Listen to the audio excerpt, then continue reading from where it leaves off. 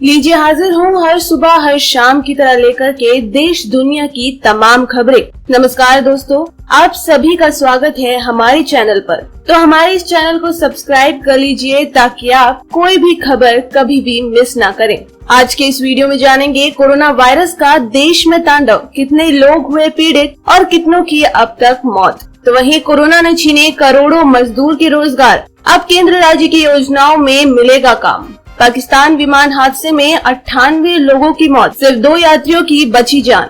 Action में केंद्र सरकार, आर्थिक पैकेज को लेकर पीएम मोदी ने मंत्रियों को दिया आदेश। रेलवे के नियम में हुआ बदलाव, इन ट्रेनों में अब 30 दिन पहले कर सकेंगे बुकिंग।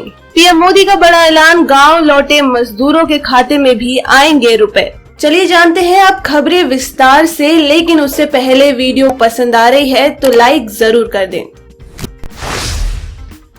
भारत में कोरोना वायरस का कहर जारी है। देश में कंफर्म केसों का आंकड़ा 1,25,101 के पार पहुंच चुका है और 3,720 से ज्यादा लोगों की जान जा चुकी है। वहीं 51,784 लोग ठीक हो चुके हैं। दुनिया भर में इस वायरस से 3,38,160 से ज्यादा लोगों की मौत हो चुकी है। वहीं 52,10,817 कंफर्म केस आ चुके हैं। हो सकता है जब आप ये वीडियो देख रहे हो ये आंकड़ा और बढ़ गया हो।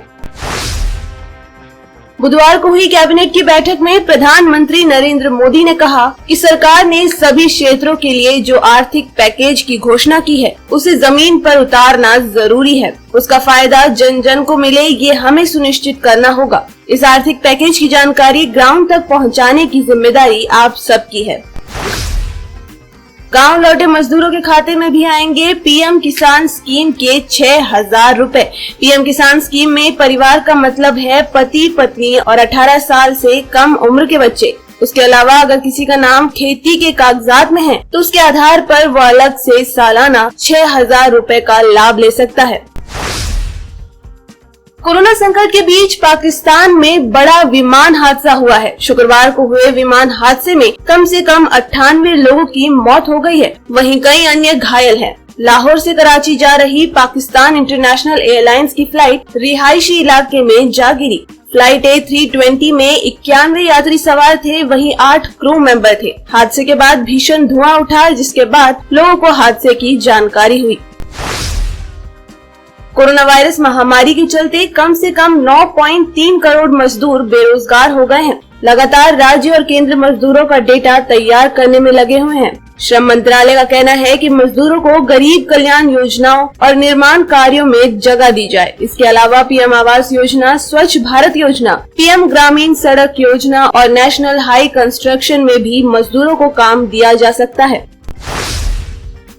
इंडियन रेलवे ने 12 मई से चल रही 15 जोड़ी विशेष ट्रेनों के नियमों में महत्वपूर्ण बदलाव किए हैं। नए नियमों के मुताबिक इन ट्रेनों में अब 7 दिन पहले की बजाय 30 दिन पहले टिकट की बुकिंग कराई जा सकेगी। साथ ही इन 15 जोड़ी विशेष एसी ट्रेनों में RAC या प्रतीक्षा सूची यानी कि वेटिंग लिस्ट टिकट भी जारी किए जा सकेंगे।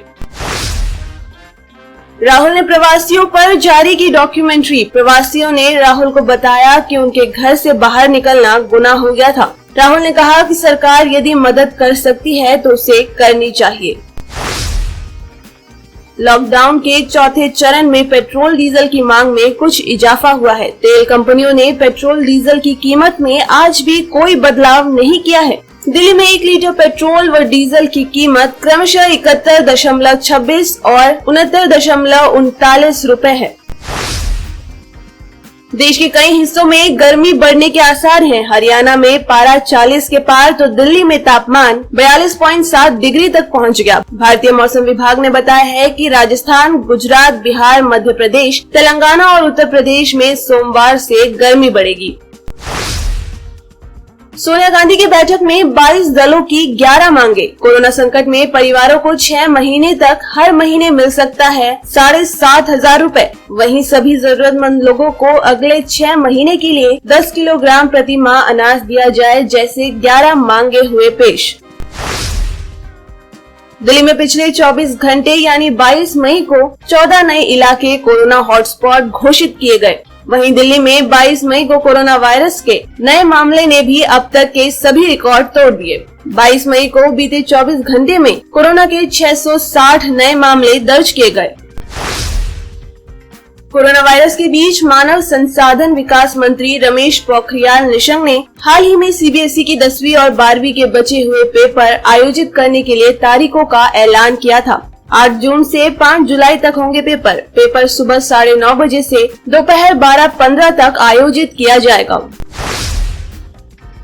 चीन के बैंकों ने बढ़ाई अनिल अंबानी की मुसीबत। ब्रिटेन की एक अदालत ने अनिल अंबानी को चीन के 3 बैंकों को 71.7 करोड़ डॉलर यानी करीब 5500 करोड़ का भुगतान करने को कहा है। ये रकम चीन के 3 बैंकों को 21 दिन के भीतर चुकानी होगी।